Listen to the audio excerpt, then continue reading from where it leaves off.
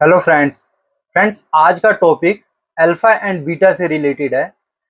These are two key metrics for stock performance and volatility analysis relative to the stock market.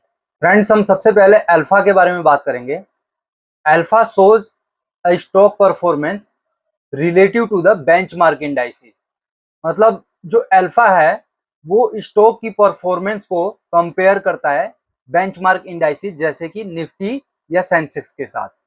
जैसे कि मान लीजिए अगर alpha +1 है तो इसका मतलब ये है कि स्टॉक ने बेंचमार्क इंडाइसिस यानी निफ्टी को 1% से परफॉर्म किया, 1% ज्यादा उसमें रिटर्न आया है। और अगर अल्फा -1 है तो इसका मतलब ये है कि alpha has under perform it's benchmark indices by 1%। यानी अल्फा अगर -1 है तो यानी स्टॉक ने अपने बेंचमार्क इंडाइस यानी निफ्टी से 1% ये कम परफॉर्म किया है। और अगर अल्फा 0 है तो वो दोनों बेंचमार्क इंडाइसिस मतलब ये स्टॉक जो है वो दोनों बराबर है। तो ये अल्फा को शो करता है। फ्रेंड्स, जो नेक्स्ट है वो बीटा है।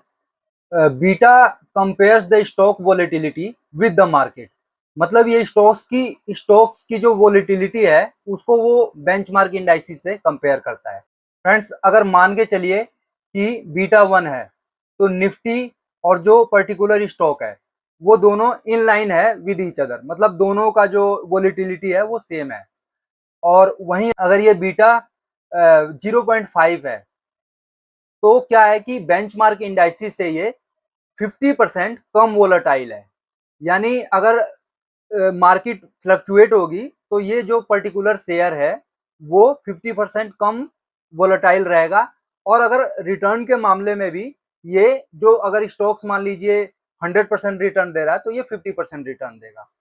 ऐसे ही अगर बीटा की वैल्यू जो है वो 1.5 है तो आप ये मान के चलिए कि ये जो अपने बेंचमार्क इंडाइसिस है यानी निफ्टी या सेंसेक्स उससे ये पर्टिकुलर शेयर 50% ज्यादा रिटर्न देगा और 50% ज्यादा वोलेटाइल भी होगा। तो इस केसेस में क्या होता है कि जहां पे वोलेटिलिटी ज्यादा होती है वो एक तरह से रिस्की इन्वेस्टमेंट माना जाता है। और वहां पे जो एग्रेसिव इन्वेस्टर होते हैं वो ऐसे स्टॉक्स उनके लिए होते हैं या फिर ये ट्रेडर्स के लिए होते हैं।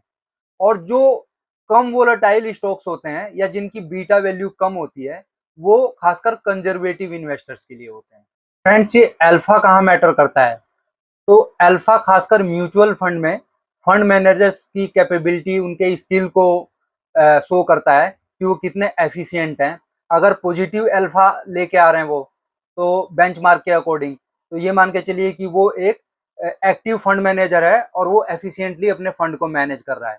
और वहीं पे अगर अल्फा नेगेटिव है बेंचमार्क इंडाइसिस से तो वो दिखा रहा है कि ये फंड मैनेजर इनएफिशिएंट है और वो इतना भी रिटर्न नहीं ले पा रहा जितना कि बेंचमार्क इंडाइसिस जैसे कि निफ्टी सेंसेक्स लेके आ रहे हैं। तो इसलिए एज अ इन्वेस्टर या एज अ जैसे आपको अगर म्यूचुअल फंड में आप इन्वेस्ट कर रहे हो तो आपको अल्फा जरूर देखना चाहिए अपने ये फंड्स में। एंड फ्रेंड्स, बीटा कहाँ पे यूज होता है? तो beta risk profile portfolio construct करने में हेल्प करता है। फंड मैनेजर्स को भी एज ए इन्वेस्टर आप बीटा का यूज कर सकते हो। जहां पे आपको लगता है कि आपको कम रिस्की स्टॉक चाहिए तो एक कंजर्वेटिव जो इन्वेस्टर है वो लेस बीटा वाले जो स्टॉक्स हैं उनको प्रेफर करता है। और एक जो ट्रेडर होता है या एक जो जो रिस्की इन्वेस्टर होता है मतलब रिस्क ले सकता है वो हाई बीटा वाले स्टॉक्स को प्रेफर करता है। तो ये एक तरह से आप मान के चलिए कि ये ऐसा पोर्टफोलियो कंस्ट्रक्ट करने में हेल्प करता है जो कि डाइवर्सिफाइड है। मतलब उसमें आप चूज कर सकते हो कि आपको हाई बीटा के स्टॉक्स चाहिए या लो बीटा के स्टॉक्स चाहिए। तो थैंक यू गाइस, अगर आपको ये कंटेंट पसंद आया हो तो इसको लाइक कीजिए और चैनल को सब्सक्राइब कीजिए और ऑल पे क्लिक कर दीजिए ताकि आपको आगे की नोटिफिकेशन मिलती रहे।